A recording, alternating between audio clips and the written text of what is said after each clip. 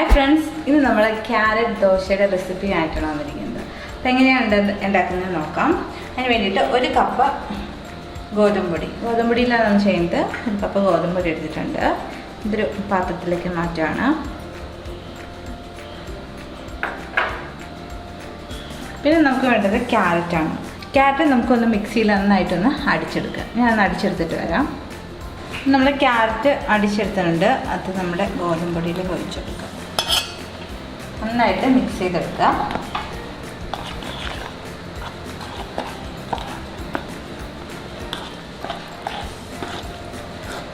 പോരാത്തത് നമുക്ക് കുറച്ച് വെള്ളം ഒഴിച്ച് മിക്സ് ചെയ്യാം.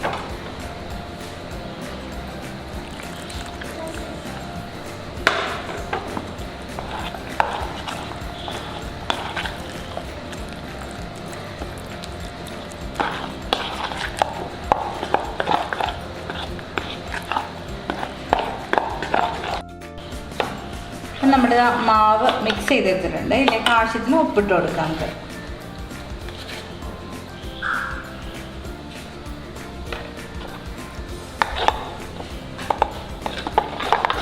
അപ്പോൾ ഇതാ നമ്മുടെ മാവ് ഈ ഒരു കൺസിസ്റ്റൻസിയിൽ റെഡിയാക്കി വെച്ചിട്ടുണ്ട്. ഇനി നമുക്ക് ഇതിലേക്ക് കുറച്ച് കടുകൊക്കെ വറുത്തിടണം.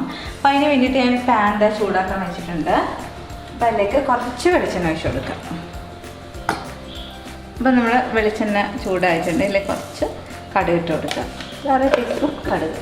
അപ്പോൾ ഇതാ നമ്മുടെ കടുക് പൊട്ടിയിലേക്ക് ഇതാ കുറച്ച് സവാള, അതുപോലെ ഇഞ്ചി, പച്ചമുളക്, വേപ്പില ഇത്രയും നന്നായിട്ട് പൊടിയായിട്ട് അരിഞ്ഞെടുക്കുക. ഇതൊന്ന് നമുക്കൊന്ന് വരച്ചെടുക്കണം.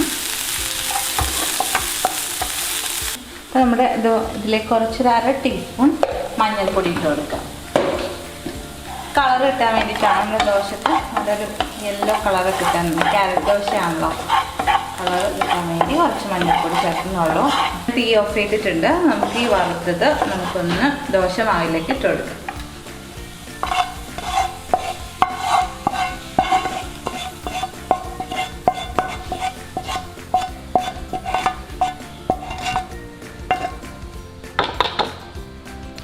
അപ്പം ദോശ നമുക്ക് ചുട്ടെടുക്കാം. മാവ് റെഡി ആയിട്ടുണ്ട്.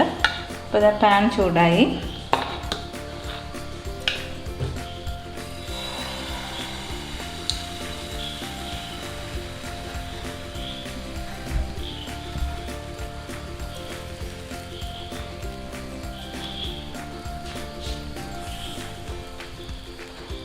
അപ്പോൾ ഇത് നമ്മുടെ ഹെൽത്തി ആയിട്ടുള്ള ക്യാരറ്റ് ദോശ റെഡി ആയിട്ടുണ്ട്.